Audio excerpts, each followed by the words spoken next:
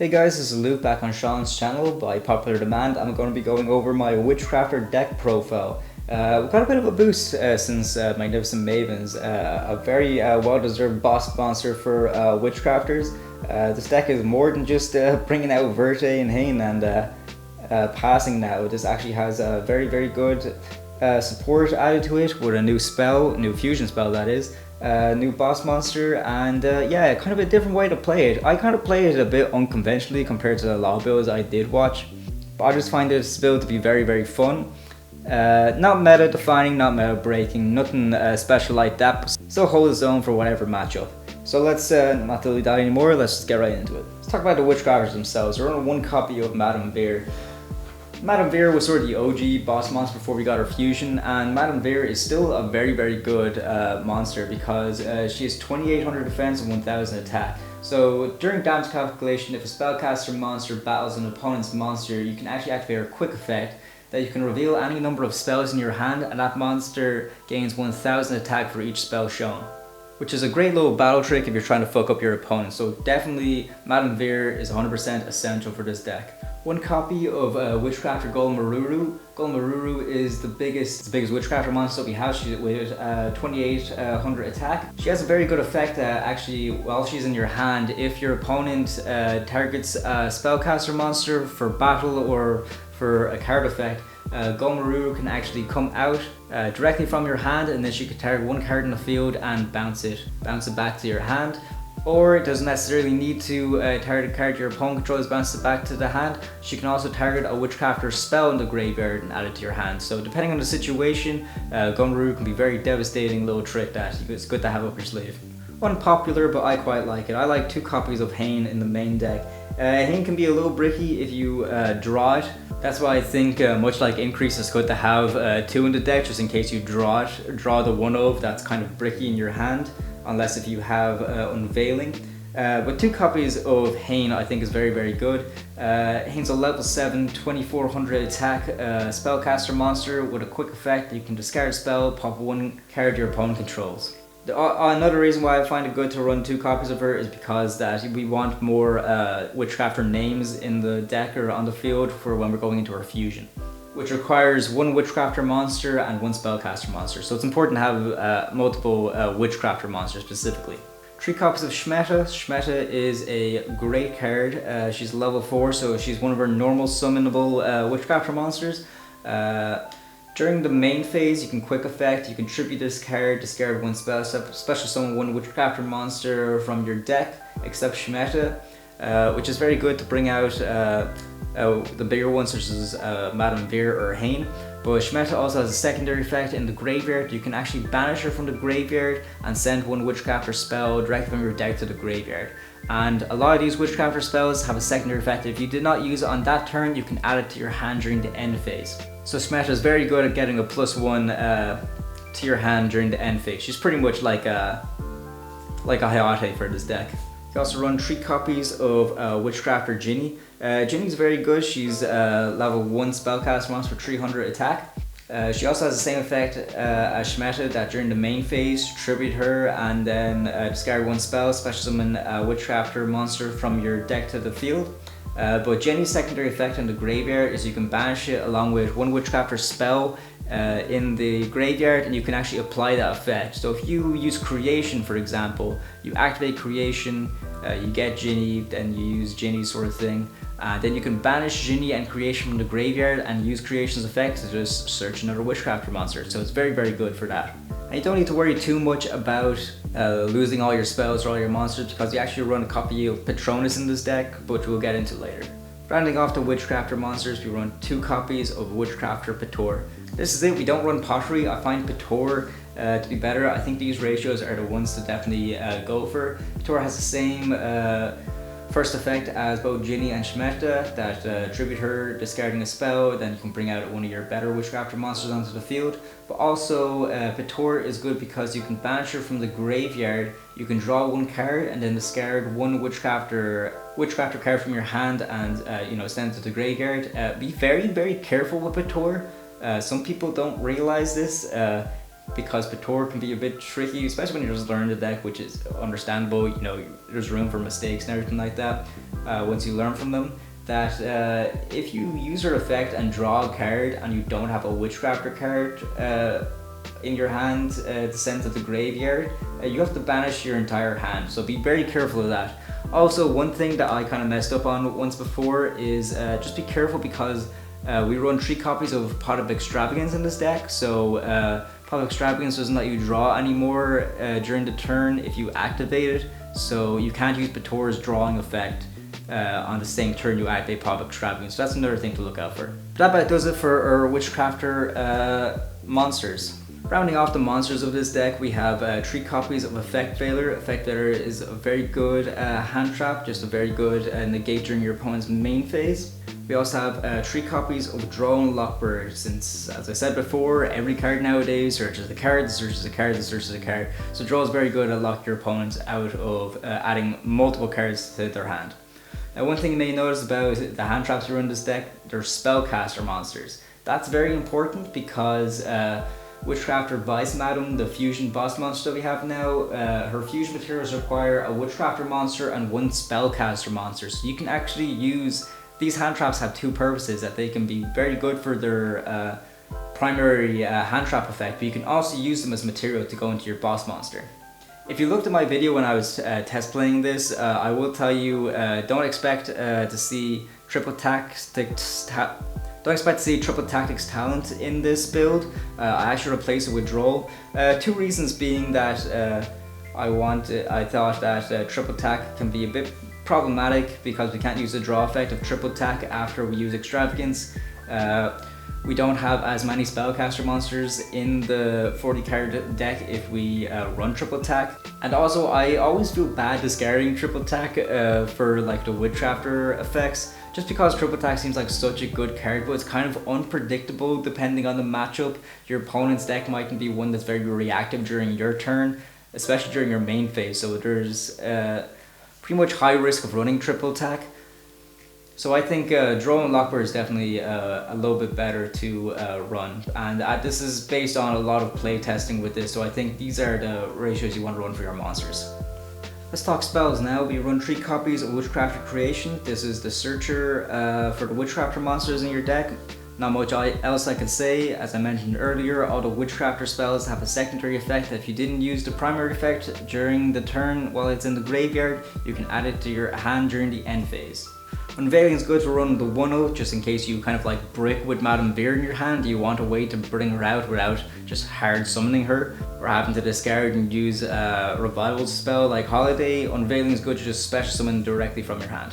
It also has a secondary effect like all other Witchcrafter spells in this deck.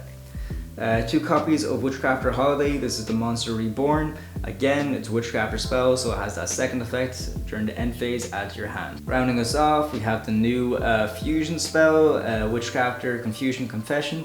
You can fusion summon 1 fusion monster from your extra deck using monsters from your hand or fuel its material, including a Witchcrafter monster. And again, the end phase effect. Bystreet is the last Witchcrafter spell that we run. It's just really good protection because the first time a Witchcrafter monster is destroyed while this is on the field, it's not destroyed. And Bystreet is very good because since it's a continuous spell, you don't have to add it back to your hand during the end phase, you can activate directly from your graveyard. So that about does it for our Witchcrafter spells. Let's go into the draw power of this deck. We run 3 copies of Pot of Extravagance and 1 copy of Upstart Goblin.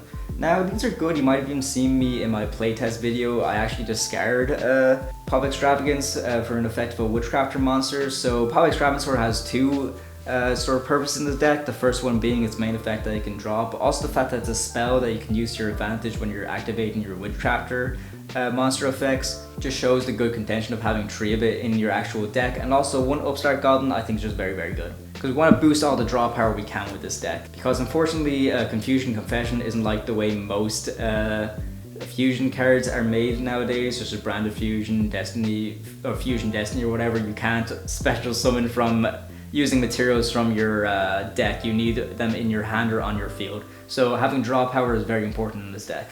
Speaking of fusions, let's run 2 copies of Super Poly. This will make more sense when you see the extra deck.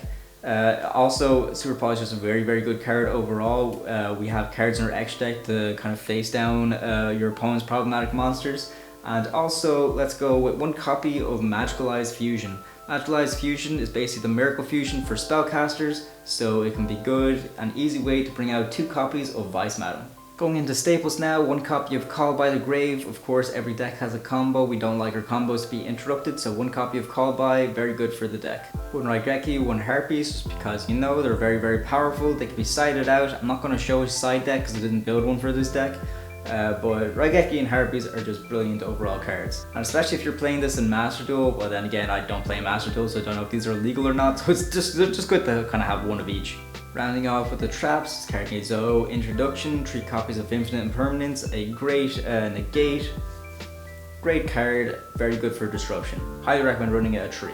Rounding us off and finishing off with the traps, we have 2 copies of Witchcrafter Patronus. Patronus is very good. I definitely prefer running the 2 of this compared to 1 and then another one of that other Witchcrafter trap card. I don't even remember the name of it. I don't think it's that good. Patronus I think is a lot better. It's a continuous trap that you can target 1 of your spellcast monsters that is banished or in your graveyard, shuffle them to the deck, and if you do, add 1 Witchcrafter spell from your deck to your hand. And since a lot of our lower level Witchcrafter monsters banish themselves for that secondary effect, you'll have no problem activating this to kind of get a bit more a better consistency of adding those spells to your hand and then just recycling your monsters. The secondary effect is that if this card is in the graveyard except the turn it was sent there, you can actually banish this card and target any number of your banished Witchcrafter spells with different names and then add them to your hand. So this effect, honestly, it didn't really come up too much for me, but I mostly use Patronus for the first effect. But if there's situations where you use Genni a lot, Patronus getting destroyed actually works really well in your favor because you can just add all those spell cards you banished off of Genni and add them directly back to your hand, which can be really fucking insane, especially when you run 3 copies of Genni. That's pretty much 3 spells. You can go +3 from your banish zone straight to your hand. We'll go into our extra deck now, and we have 3 copies of Witchcrafter Vice-Madame, the new support, really showing its face right here. We have 3 copies of it because we run 3 copies of Extravagance. We don't want to risk banishing it off of that.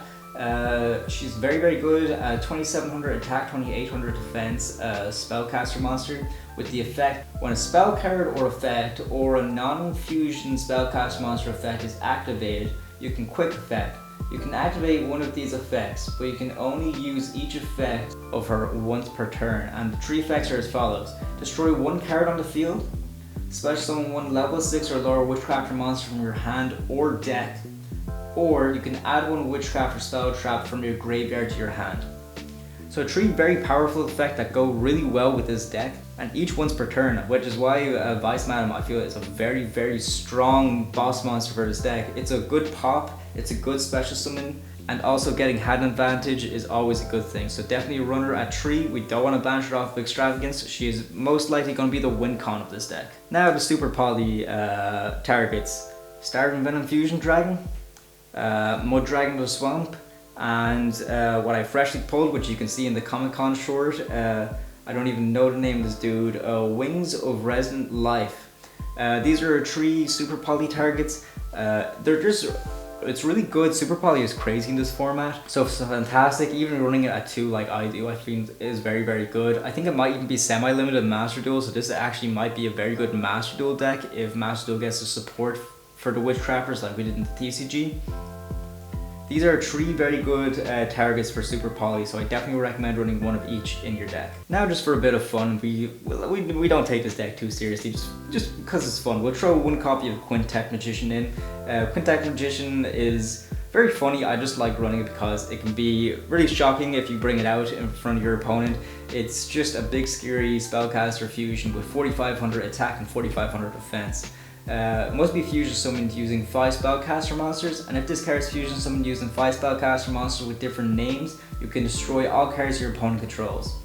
And this face-up card in the field cannot be tributed, uses fusion material, but also cannot be destroyed by card effects. So Quintet is good because we have Magicalized Fusion in the deck, but also if you're going a Witchcrafter mirror match, or you're going like just against, I don't know, Spellbook or whatever, or just like a basic sort of spellcaster monster deck, Super Polygon for Quintet Magician is very fucking funny, so I definitely recommend running it once. And let's be honest, you're probably going to banish it off Extravagance anyways, so who gives a fuck, just fucking run it, it's pretty funny. Before we go into link staples, let's just go on theme with the spellcasters. Let's just show off the 3 Charmers we run in this deck. We run Lina, the light one, we run Dharc, the dark one, and then we run Area, the water one. Area's here because, you know, Terror Elements is a fucking bitch.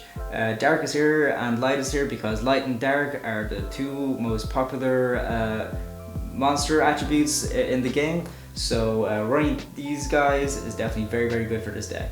Knightmare cards, just basic filler for most extra decks. Knightmare Unicorn, Knightmare Phoenix. You know what these guys do? Good for getting rid of spells, good for getting rid of monsters. Since we have Genni in this deck, Link Karibo is a nice little target for her. Definitely run out of 1 in this deck. Genni is a level 1, Relinquish Animal, because why the fuck not? Extravagance is a thing, you might banish it, but if you don't, hell, it's a bit of fun. Why not? Finally, rounding it off, we have Almirage. Good for linking off your normal summoned Witchcrafters, and also it can be a good bit of protection for whatever you have in the field. So that about does it for the deck. Please let me know what you think. If you want to see this deck in action, we've made a video of me playtesting it and uploaded it to the channel, and we might even make a live duel in the future with me using this deck. Overall, I think this deck isn't overly competitive. It's a nice bit of fun with some cool surprises. Could be good based on local potential, and definitely a lot of fun to play. If you get a chance to build this deck, I 100% recommend. Witchcrafters have been reprinted a few times now, and they even went down a lot because of the Megatins, and now they're going down again because of Magnificent Mavens. So this is a cheap enough deck to build and a lot of fun to play. Thanks for watching, we'll see you next time.